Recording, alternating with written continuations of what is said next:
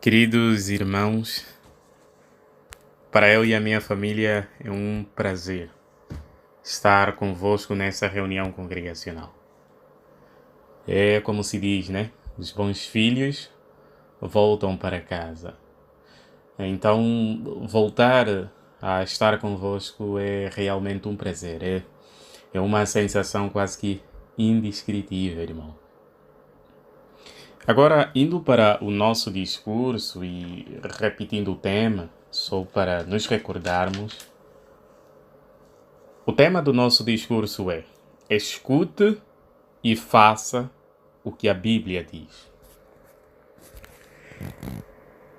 Irmãos, será que alguma vez já pararam para pensar por que Jeová nos criou com 2 ouvidos e apenas uma boca? Será que alguma vez já parou para pensar nisso? Jeová fez isso para falarmos menos e ouvirmos mais.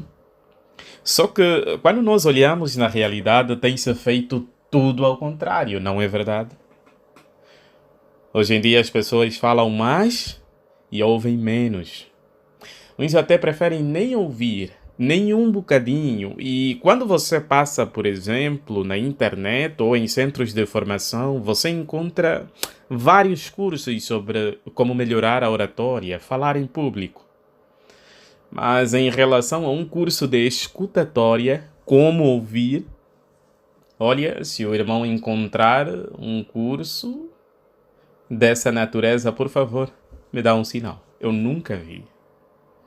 A capacidade de ouvir é um presente de Deus. Nós podemos ouvir uma bela música e até podemos ouvir uma voz consoladora de um amigo querido. Porém, quando o assunto é escutar, isso é algo muito mais abrangente. Escutar significa ouvir com a capacidade de entendimento e ter a reação de agir de acordo com o que se ouviu.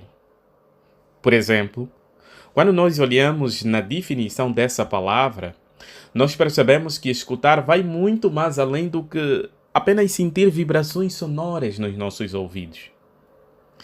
O livro de Gênesis, capítulo 22, versículo 17, Jeová disse que poderia abençoar Abraão. Sabe por quê? Porque Abraão escutou a sua voz. Então isso deixa claro que, segundo a Bíblia, escutar significa obedecer, significa prestar atenção. E é interessante que, mesmo depois dos tempos de Abraão, quando o nosso Senhor Jesus Cristo veio à Terra, Jesus várias vezes dizia assim às pessoas: quem tem ouvidos, ouça. Jesus sempre pediu que as pessoas ouvissem o que ele dizia. Hoje em dia, por exemplo, muitas pessoas já ouviram pelo menos alguma mensagem da Bíblia. Mas, assim como aconteceu nos dias de Jesus, poucos prestam atenção. Poucos escutam realmente. Isso acontece porque algumas pessoas têm uma opinião negativa sobre a Bíblia, outras preferem seguir ideias humanas, e ainda outras estão demasiadas envolvidas com os afazeres nas suas vidas. Porém, meus irmãos, algo muito importante que nós devemos ter em mente é que a nossa salvação depende de sermos humildes quando escutamos o que Jeová nos diz por meio da Bíblia. Para ilustrar, imagine um soldado que, enquanto o comandante dá explicações sobre como se posicionar, como vão atacar o inimigo numa batalha, fica distraído. Se ele não conseguir escutar as instruções do comandante corretamente, ele corre o perigo de, na batalha, se ferir, perder a própria vida ou até fazer com que um colega perca a sua vida. Da mesma forma, meus irmãos, hoje em dia nós vivemos num campo minado, num campo inimigo. Por isso é que nós precisamos ouvir bem, escutar o que Jeová nos diz por meio da Bíblia. A nossa salvação depende exatamente de como escutamos o que a Bíblia diz. Então, nesse discurso, meus irmãos, nós vamos falar exatamente de 3 áreas em que precisamos realmente escutar e fazer o que a Bíblia diz. A primeira área tem a ver com a necessidade de pregar as boas novas do reino. A segunda área tem a ver com a necessidade de realizar adoração em família regular. E a terceira área tem a ver com a necessidade de perdoar de coração os nossos queridos irmãos. À medida que nós vamos considerando esses 3 pontos, que todos nós, mais do que ouvir, consigamos escutar. E mais do que escutar, consigamos fazer. Então, vamos começar com o primeiro ponto. Como é que nós podemos mostrar que escutamos e fazemos o que a Bíblia diz quando se trata de pregação? Geralmente, meus irmãos, quando nós falamos da pregação ou de qualquer aspecto que envolve ela, nós temos um modelo a seguir. O irmão lembra quem é? É verdade, nosso Senhor Jesus Cristo. Jesus disse que ele veio à terra para dar testemunho da verdade. O livro de Mateus, capítulo 9, versículos 35 ao 38, diz que Jesus fazia viagem em todas as cidades e aldeias para pregar as boas novas do reino. Jesus nunca aceitava esperar as pessoas irem até ele. Ele ia ao encontro delas, apesar de ser a segunda pessoa mais importante do universo. Mas por que Jesus dava tanto valor assim na obra de pregar? O que motivava realmente nosso Senhor Jesus Cristo? Veja a resposta no livro de Lucas, capítulo número 4, versículos número 18.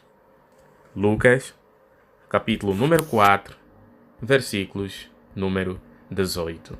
Nós vamos ler as palavras do próprio Jesus a responder essa questão. Por que ele dava tanto valor à obra de pregação? O Espírito de Jeová está sobre mim, porque ele me ungiu para declarar as boas novas aos pobres. Enviou-me para proclamar liberdade aos cativos e recuperação da visão aos cegos, para dar livramento aos esmagados. Conseguiu perceber por que Jesus dava tanto valor à pregação? Nesse versículo, o próprio Jesus disse que o Espírito de Jeová o ungiu, ou seja, o escolheu para declarar as boas novas. E depois Jesus disse também que foi Jeová quem o enviou. Ou seja, então se ele aceitou essa designação de Jeová, isso significa que ele obedeceu, ele escutou o que Jeová lhe disse. Ele fez exatamente o que Jeová queria e por causa disso, ele teve muito sucesso na sua obra de pregação. E é interessante que esse excelente exemplo de Jesus foi uma influência bastante positiva para os seus discípulos e outros apóstolos, que também, por sinal, decidiram escutar e fazer o que a Bíblia diz na obra de pregação. Por exemplo, o apóstolo Paulo foi um dos que mais se destacou nessa vertente. Se considerarmos o exemplo do apóstolo Paulo, nós vamos perceber que ele estava preso em Roma, estava confinado, assim como nós estamos atualmente por causa da pandemia, e mesmo assim, ele foi privado ainda da sua liberdade durante 2 anos. Será que o apóstolo Paulo diminuiu o passo por causa disso? Será que ele deixou de pregar? Será que nunca mais falava com as pessoas, apesar de estar privado da sua liberdade, estar preso e confinado? Veja o que nós podemos aprender com esse apóstolo fiel no livro de Atos, capítulo número 28.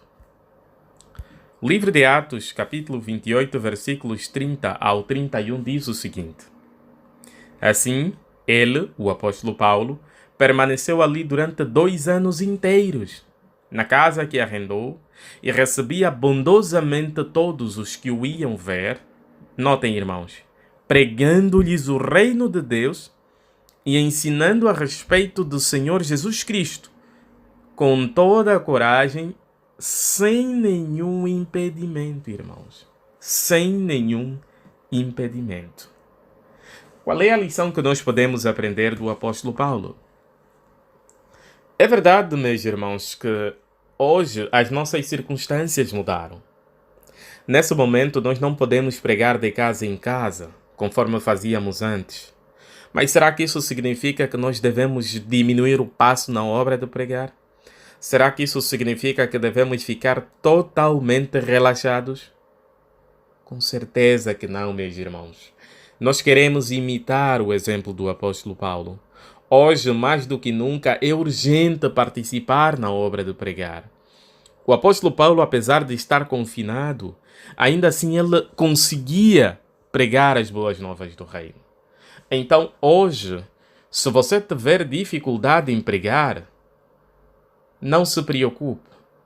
Se você tiver, por exemplo, uma lapiseira e um papel em casa, é suficiente para você conseguir pregar. Escreva cartas. Cartas que levam a mensagem do reino às pessoas. Além de escrever cartas, se você tiver, por exemplo, saldo, faça chamadas, ligue alguns números para pregar as boas novas do reino. Pregue também pelo WhatsApp. Se esforça para não gastar todo o net ao dia só em navegar. Não.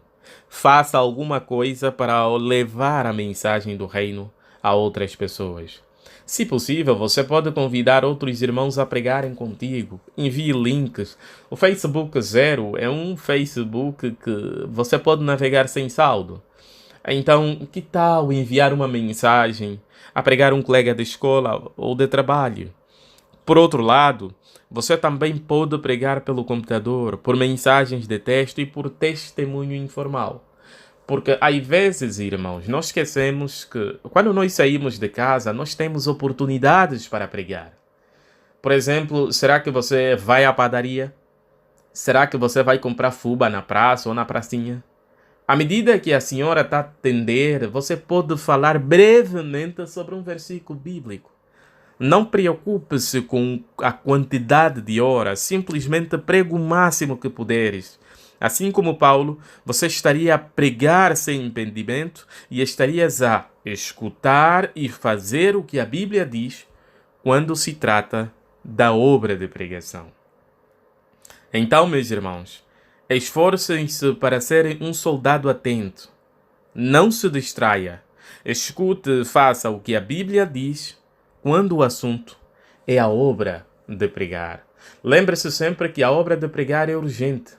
As pessoas precisam ouvir a mensagem do reino. Então, quem deve levar a mensagem do reino a elas? Somos nós, testemunhas de Jeová. Então, nós não queremos ficar acomodados na nossa casa. Nós não queremos ficar relaxados. Não queremos nem diminuir o passo, até porque isso poderia prejudicar a nós próprios como cristãos. Então, por favor, queridos irmãos, esforcem-se a darem o vosso melhor na obra de pregação e façam isso, imitando o exemplo de nosso Senhor Jesus Cristo e do apóstolo Paulo. A segunda área que nós gostaríamos de falar é sobre a necessidade de realizar a adoração em família. Bem, meus irmãos, em janeiro de 2009, a Organização de Jeová teve um anúncio, uma mudança marcante.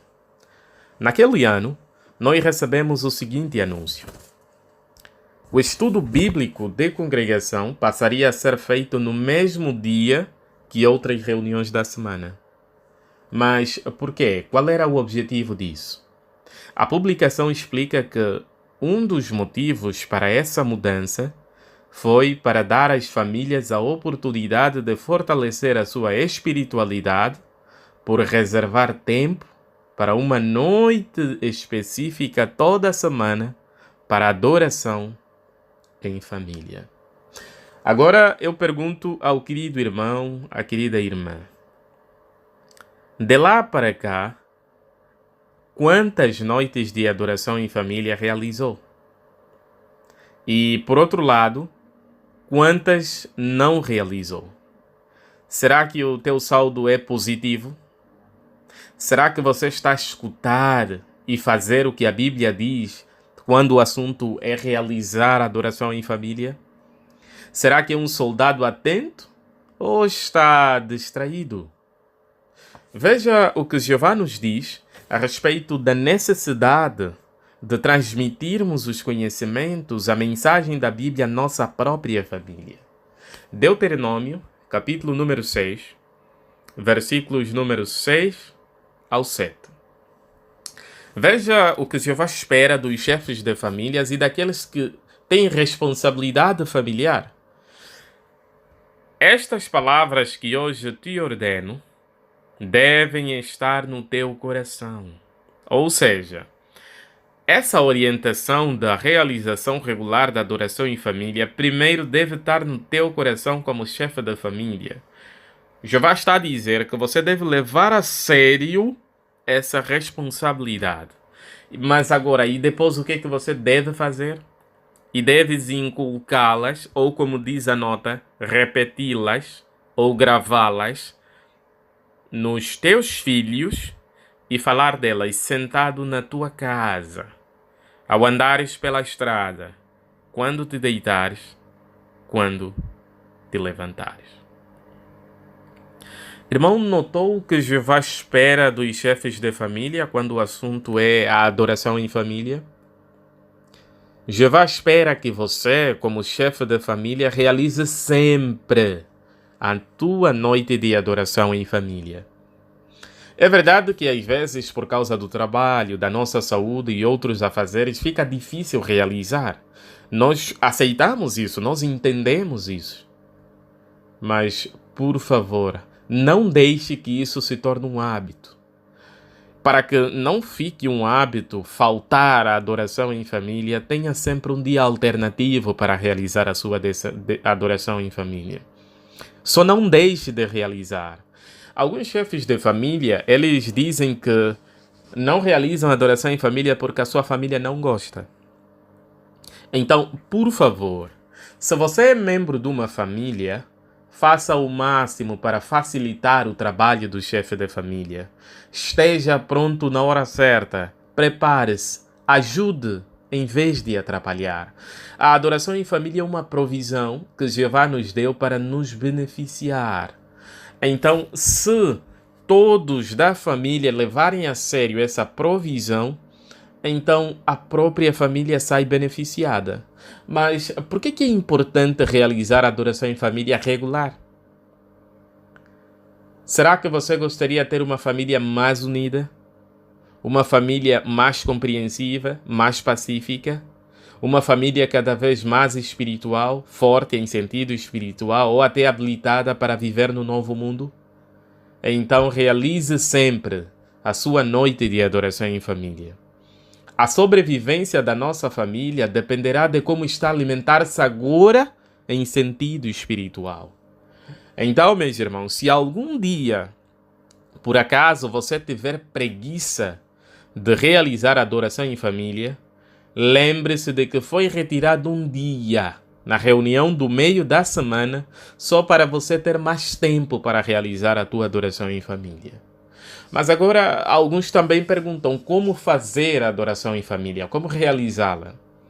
Lembre-se de que a adoração em família não é reunião de congregação. A adoração em família deve ser realizada de um jeito que seja benéfico para a tua própria família. Nenhuma adoração em família é igual a outra. A adoração em família, vocês podem, por exemplo, escolher temas que se adequam com as vossas necessidades. Por exemplo, uma das sugestões que as nossas publicações apontam é que vocês podem escolher, por exemplo, o programa mensal do broadcasting do mês, assistir e depois comentar as lições que aprenderam. Vocês também podem fazer entrevistas, convidem um irmão, um casal que vocês admiram, que vocês sabem que poderão fortalecer a vossa fé e façam questões a eles sobre como é que eles conseguem manter-se em sentido espiritual. Você também pode estudar qualidades de Jeová. Por exemplo, pergunte o que significa qualidade, como é que Jeová demonstrou e como é que você pode imitá-lo. Por outro lado, vocês também podem estudar sobre verdades bíblicas, por exemplo, o sábado, o inferno, a trindade. Como é que vocês podem explicar isso na pregação? Vocês podem entoar cânticos, uma adoração em família só de entoação de cântico, faz bem. podem pesquisar assuntos sobre vida familiar, criar filhos, assuntos variados e, se você quiser mais, pode investigar na Sentinela 15 de agosto de 2011. Nessa sentinela aparecem várias sugestões de como realizar uma adoração em família que seja prática e saudável para a tua própria família. Portanto, meus irmãos, por favor, seja sempre um soldado atento. Não se distraia.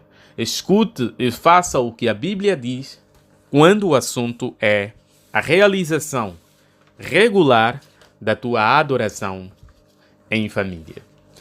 Bem, meus irmãos, além da obra de pregação e da urgência em realizar adoração em família regular, é importante também escutar e fazer o que a Bíblia diz quando se trata de perdoar os nossos irmãos. Para ser sincero, meus irmãos, poucas coisas causam mais aflição do que quando alguém nos magoa.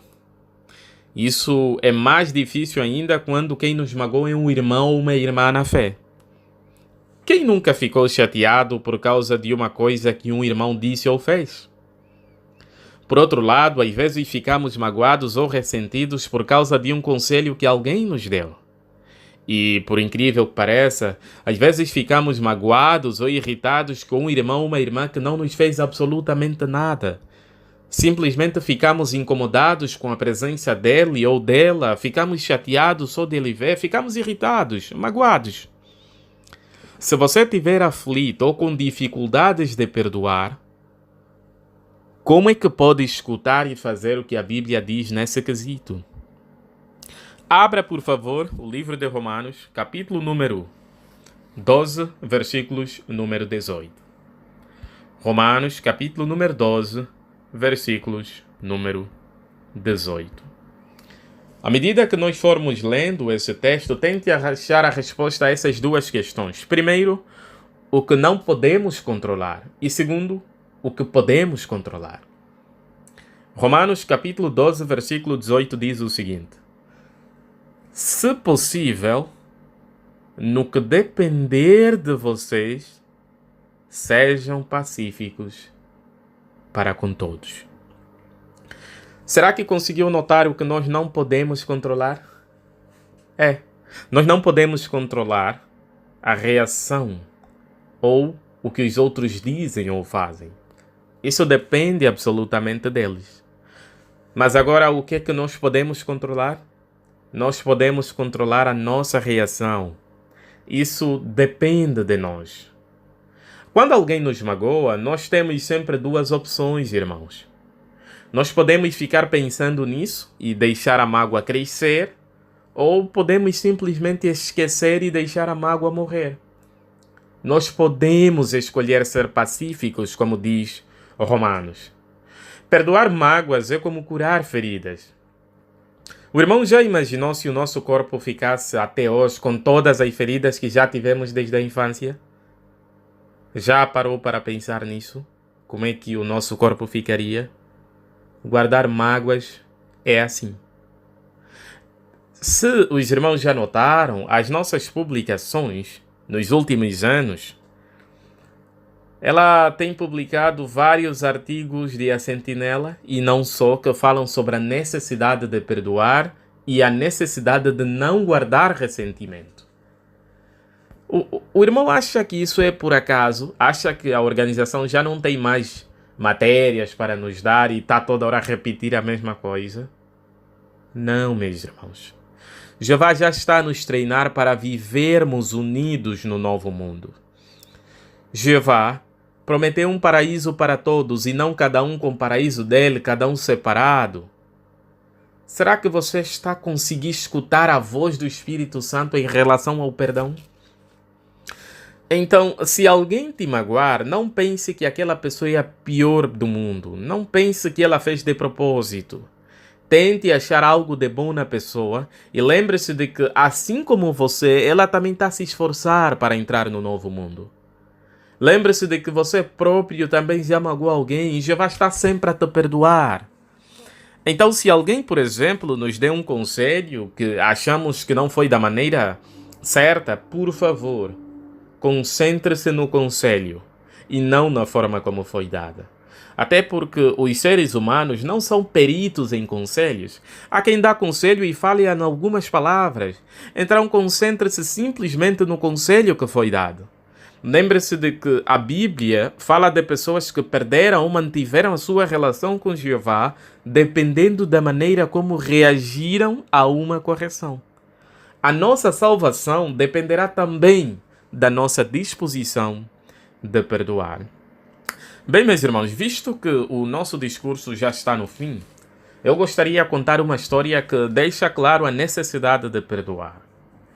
A história tem como tema Crie Pontes. Como assim?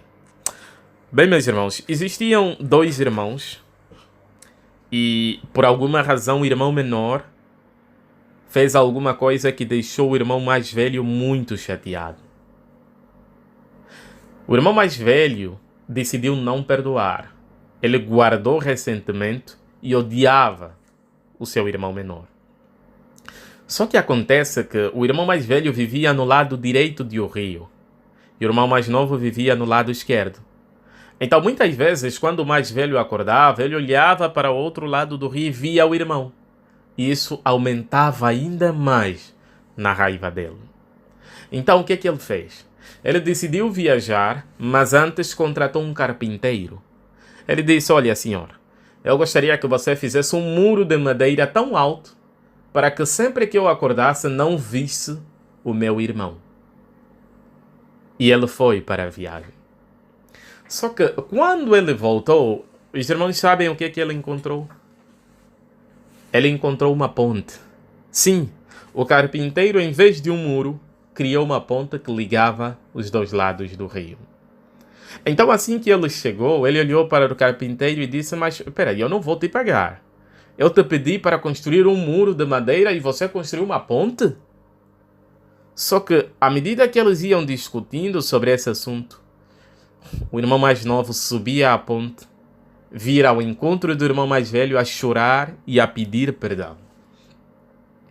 Irmãos, se você estivesse naquela situação do irmão mais velho, você perdoaria ou não? Será que você conseguiria seguir a voz do Espírito? O que é que o irmão mais velho fez? Ele correu ao encontro do irmão mais novo, deu um abraço bem forte, os dois começaram a chorar e ele perdoou de coração. Por quê? Graças à ponte. Então, meus irmãos, seja um soldado atento. Escute e faça o que a Bíblia diz quando se trata de perdoar os seus irmãos. Portanto, meus irmãos, lembremos-nos sempre de que, mais do que ouvir, nós queremos escutar. E mais do que escutar, queremos fazer o que a Bíblia diz. Esforce-se sempre para nunca parar de pregar.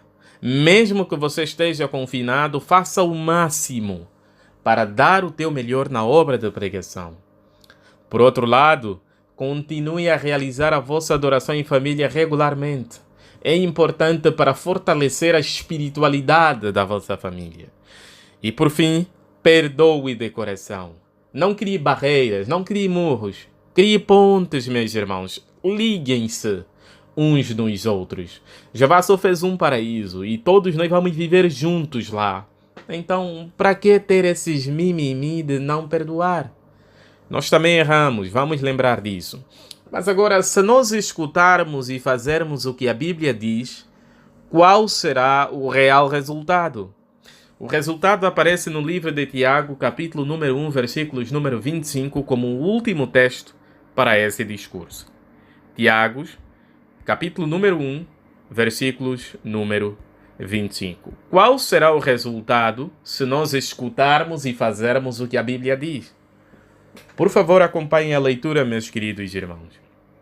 Aquele, porém, que examina com cuidado a lei perfeita que pertence à liberdade, ou seja, aquele que escuta e faz o que a Bíblia diz, quando o assunto é a pregação, é a adoração em família ou a necessidade de perdoar e continua nela, ou que não para de fazer essas coisas importantes, notem, irmãos, torna-se não um ouvinte que facilmente se esquece, mas um cumpridor da obra. E ele será feliz no que faz. Sim, será feliz no que faz.